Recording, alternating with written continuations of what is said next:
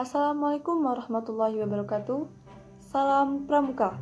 Izin memperkenalkan diri, nama saya Al-Alawiyah Nisyawati dengan NPM 2113053019 dari kelas 1J dari Universitas Lampung, Fakultas Keguruan Ilmu Pendidikan, Program Studi Pendidikan Guru Sekolah Dasar. Di sini saya akan menyelesaikan tugas pendidikan kepramukaan, yaitu membuat video mengenai salam, sifat, dan tingkatan pramuka. Yang pertama, salam pramuka. Salam pramuka adalah salam yang diberikan anggota pramuka kepada anggota pramuka lainnya, yang mana salam pramuka ini dilakukan ketika bertemu dengan anggota pramuka, yaitu dengan cara melakukan hormat, kemudian mengatakan salam pramuka. Kemudian salam tersebut akan menjawab salam dengan hormat salam seperti ini. Kemudian salam pramuka ini juga memiliki fungsinya loh ternyata. Fungsinya itu sebagai kedisiplinan dan juga sebagai argumen ikatan terhadap kepramukaan agar menjadi satu, agar menjadi kuat dan tidak mudah runtuh pasti. Jadi saling menguatkan antara satu anggota dengan anggota lainnya. Dan salam pramuka ini terbagi menjadi 3. Apa aja sih? Yuk kita jelasin bareng-bareng. Yang pertama adalah salam biasa.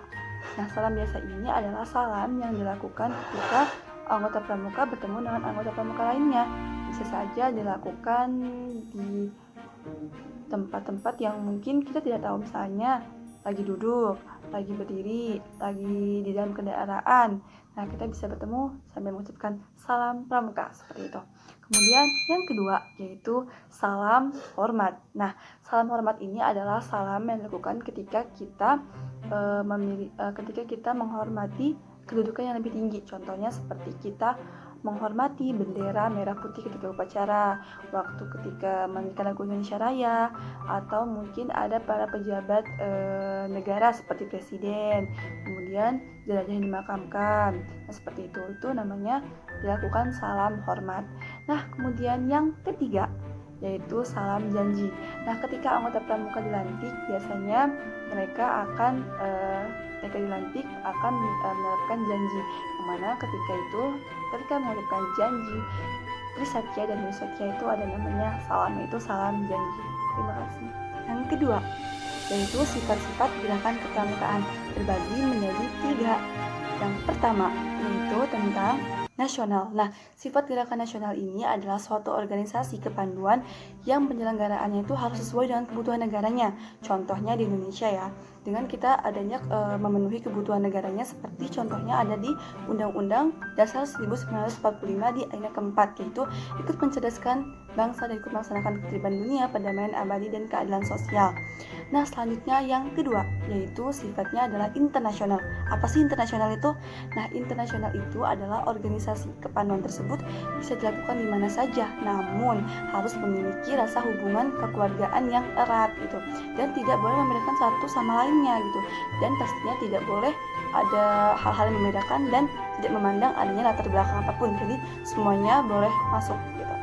Yang ketiga yaitu sifatnya universal. Nah, universal ini artinya bentuk organisasi kepanduan itu boleh dilakukan siapa saja, di mana saja, misalnya mulai dari anak-anak sampai orang dewasa seperti itu. Atau mungkin organisasi kepanduan ini tidak hanya di Indonesia saja, tapi juga di negara lain seperti itu. Nah, kalau tadi itu merupakan yang tadi itu, yang nasional, internasional, universal itu merupakan sifat-sifat gerakan pramuka menurut Revolusi Konvens tahun 1924 di Denmark. Nah, selanjutnya ada lagi nih sifat-sifat gerakan pramuka menurut rumah tangga. Nah, apa aja sih? Nah, yang pertama yaitu artinya harus bersifat terbuka, kemudian mandiri, terus sukarela, terus itu yang keempat itu tidak adanya campur baur dengan politik. Nah, namun bagaimana jika orang politik ikut kepanduan pramuka? Boleh nggak ya kira-kira? Nah, jawabannya adalah boleh, namun ada syarat-syaratnya ya.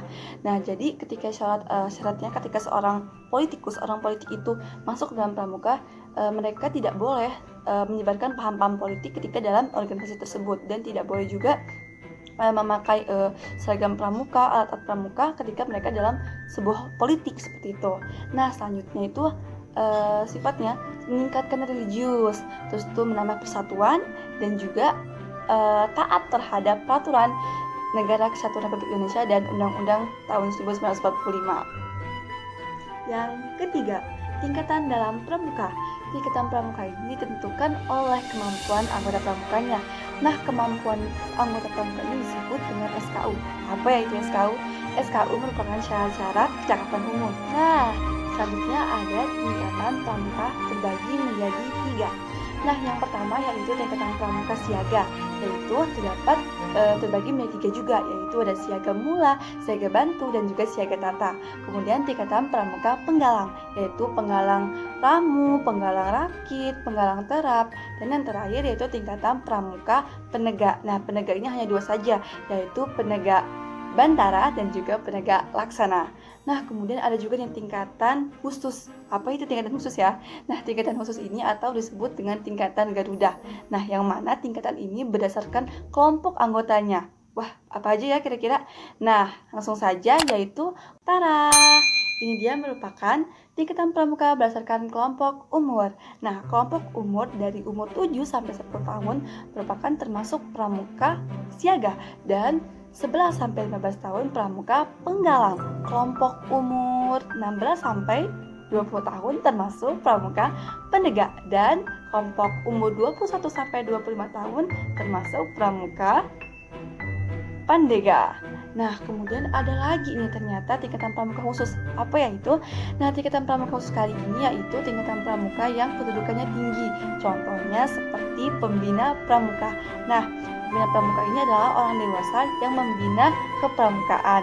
Kemudian ada juga yang namanya kelompok andala. Apa ya itu?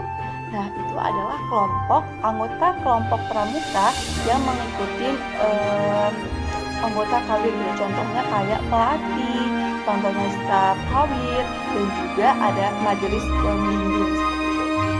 Cukup sekian dari saya. Mohon maaf apabila ada kesalahan. Saya akhiri. Wassalamualaikum warahmatullahi wabarakatuh. Salam Pramuka.